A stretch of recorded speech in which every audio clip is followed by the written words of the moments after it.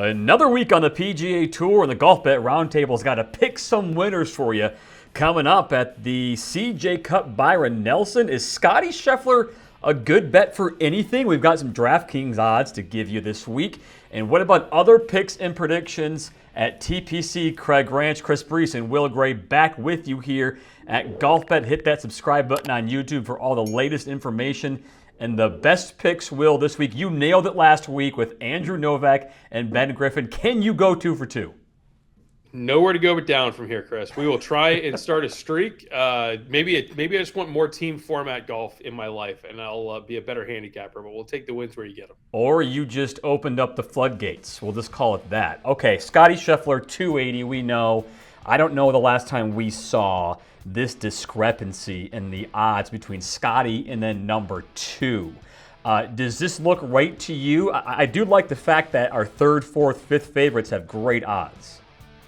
That's really where my eye goes. I mean, it is staggering. We're used to seeing Scotty in that, 3-1 plus 300, maybe a little shorter range. But as you said, a lot of times that's in, majors or signature events, things like that, where the second favorite is plus 1,000 or plus 1,200. But now you've got Jordan Spieth all the way out there as the only other player under 20-1. But you're right. I like those 3 just to the right of Spieth. I know you've got a few thoughts on Jordo, but Sungjae, Ben An, Sam Burns, you're averaging out to about 25-1. If you take all 3 of those guys and you're looking at an 8-1 average, if one of those 3 hits, you could do worse 2 units this week than just taking those 3. You think Taylor Pendrith is there that short because of last year's win? It has to be. Yeah. Yes. Yeah. I mean, both. I think because of the course correlation. Obviously, he knows it well. He played well here. Has some good vibes here. But I do think there's some casual bettors coming in this week. They say, hey, what's the course? What's the course record? Where's the first tee? Some of that with the betting audience is also going to be factored on who won last year, and that's a good place that a lot of people start, and that's going to lead them to north of the border with Taylor Pendrith this week. If you want no business betting Scotty Scheffler at plus 280, let's figure out different ways to have fun with Scheffler. So DraftKings has a parlay out there, a top 5 Scotty Scheffler parlay. Take Scotty and parlay him with another top 5. I'm giving you 4 options. DraftKings is giving you 4 options.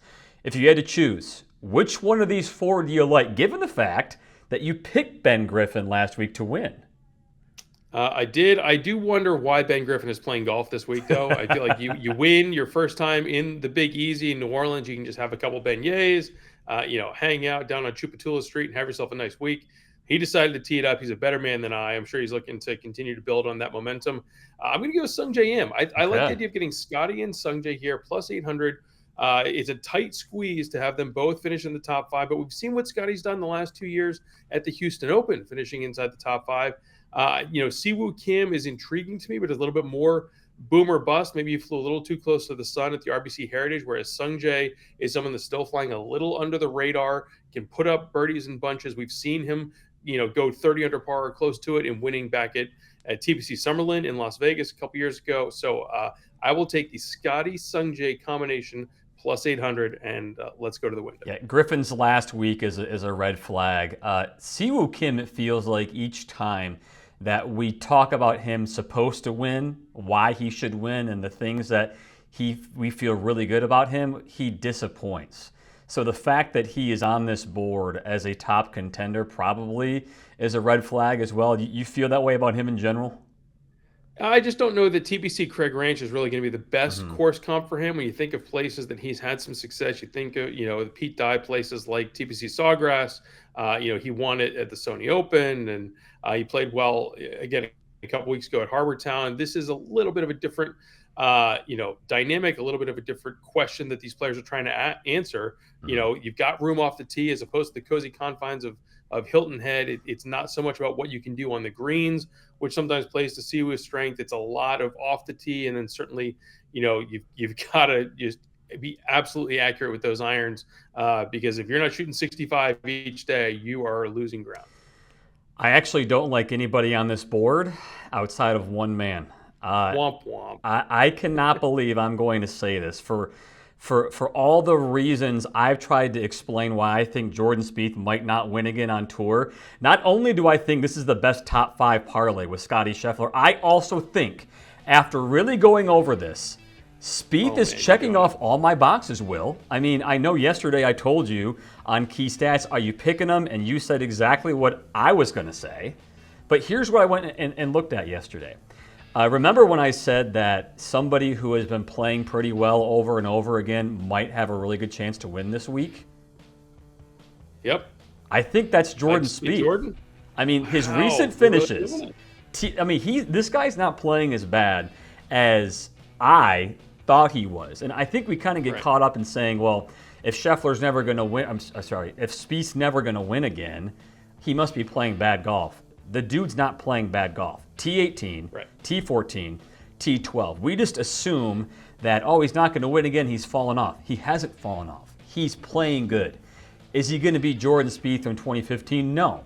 Can he win again on tour? Absolutely. And this is the kind of place that he can do it. Those boxes that he's checking, the affinity for the area, the course history, he's played great here. He's had really close finishes, and he is playing well recently. And I would want to look up his stats, his strokes gained. This feels like one of the best tee to green years that Jordan Spieth is having. I get that for sure. I mean, I think that this is one where, he has done the right stuff for 6 holes at a time, 12 holes at a time, 27 holes at a time. We haven't seen him go bell to bell for 72 holes, but if he's able to ride those peaks that he has demonstrated in parts during this year, he is going to be able to turn those T12s and T18s into potentially a win, or at least a really good chance to contend from a plus 1800 pre-tournament outright position. So I get what you're saying. I don't think there's anyone in the world that is going to, champion that Jordan Spieth is never going to win again on the PGA Tour. He's just too good and he's too young. He's going to have a lot of chances to rack up multiple wins, if not multiple majors from here. But, it's one where you look back over the last 6 or 7 years and you say, wow, he's won 2 times since the 2017 Open. And so are those odds getting a little too short? Now we might be finding that equilibrium where the price is right, because as you said, Chris, he's definitely playing better than he was in 2024 when he was clearly injured. He was struggling with the wrist, trying to find the right time to take time off and have that surgery. And then he needed a little bit of time early in 25 to shake off the rust and to show that he's healthy. I think that we can all agree that the injury seems behind him. The trends are pointing in the right direction. Now it's a question of, can you handle the hometown vibes? Like you said, this is a place where he's played well before. He's going to have a ton of partisan support. With that does come some added pressure. He has won before in the area, having won across town in Fort Worth at Colonial about 8 or 9 years ago. So there's definitely some precedent there. And I like the price given his position as, the number 2 option behind Scottie Scheffler. If Scotty's not playing this week, Jordan's leading the field at probably, plus 800 or plus 900. So, double the price for having to beat Scottie Scheffler among the other 155 guys in the field. And there is something to like here. You might be talking me into this. I don't know. What a world. I don't hate the price. As the second favorite, do I want to bet on the second favorite? At that price, I don't mind it, especially with everybody else I see around him. Call that delusional. What's not delusional? Who's your winner? It's a tough act to follow there if you're picking Jordan Spieth. And I'm going to go Sam Burns. I saw just enough form at Harbor Town, my friend, to be like, all right, I'm back in on Sam Burns, because he's been very, very quiet in 2025 and missed a few cuts in a row. Finally got to the weekend at the Masters and then put together 4 straight rounds in the 60s in his last start out at the RBC Heritage, cracked the top 15, granted in a limited field. But this is a place where he was a runner-up a couple years ago. It seems like a course that should really suit his style. He's going to be able to lean on that driver. As we talked about yesterday in Key Stats, it's not only racking up the birdies, it's the bogey avoidance, and you really have to capitalize on those longer holes, the par 5s, drivable par 4s. Sam Burns is the type of player, I think, in this field where you look at it and say, if he's playing well, he's going to be tough to beat. Yes, Jordan Spieth, yes, Scottie Scheffler, maybe some of the other 5 or 6 guys in his orbit on the odds board can keep pace if he's, really stringing it. But outside of that, I think that he's really someone that if he's playing well, he's going to have the opportunity to distance from this field, and at a plus 2,700 price there, I really like. I think he also fits that narrative of what I was saying of somebody who knows how to play good golf, knows how to be a star, but you may have forgotten that they're there. That's Sam Burns. I mean, he wins a lot, Chris. He wins way more than you think. For a guy that you might think, oh, he's got 2, 3, 4 wins. No. He's up at 6 wins, in his career, and he racks them up in close frequency. So he can get it done. Okay, so we picked some winners. How about some more money to make the people? What about your top 20 for Alejandro Toasty?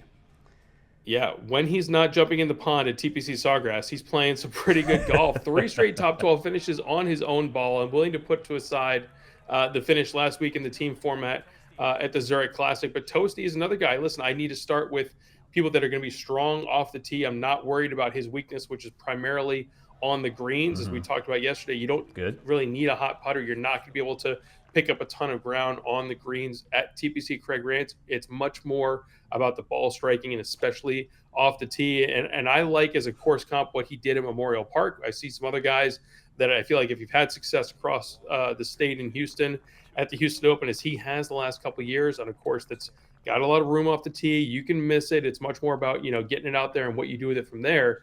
That is an appealing course comp for me. And so I think that Toasty is sitting there in that 90 to 1, 100 to 1 range for an outright. Maybe it's a tough pill to swallow for him to get his first PGA Tour win this week. But man, plus 330 for a top 20 finish. Just hang around, be on the second page of the leaderboard. I'm in. Literally hang around. He was T5 at Houston, like you mentioned, T12 the following week in Texas. And then in the Corrales Punta Cana a few weeks after that was T2. So it's not like he's searching for form. And keep in mind, when we looked at our history versus form of recent winners here, all of them had played well leading up. You might have something right there. All right, how about another one? This is more juicy, okay? This is for a top 10 for you. Ryan Gerard plus 500. Okay, so full disclosure, I nearly fell out of my chair when I was doing research and found that Ryan Gerard is 14th in strokes gained total on the PGA Tour this season. He was not on the radar for me. I know he spiked a couple of good finishes, a couple of top 10s, but I have not viewed him as well-rounded of a player as he has been in 2025, coming in as a Korn Ferry Tour graduate, one of those guys that you start early in the year, you're not sure exactly which events you're going to get into. You have to make the most of those starts in January and February, and he has done just that. He's in great position to make a run into the playoffs and maybe get beyond that first stage at the FedEx St. Jude Championship. And this is a week where I really think that he can shine and add to that, FedEx Cup point total and put himself in great position heading into the big stretch of the season. But again, really a strong total complete package from tee to green this year, and is coming in with a couple of top 12 finishes. 3 of his last 4 starts have been inside top 12, similar to what we saw from Alejandro Toasty. He does have a good finish last week at the Zurich Classic in the team format. I don't feel like I'm willing to give a plus, a check mark to guys that played well last week and can ride that momentum, more so than I'm giving a minus to guys that may have struggled. I'm not really worried about if you had an off week, if you missed the cut at the Zurich.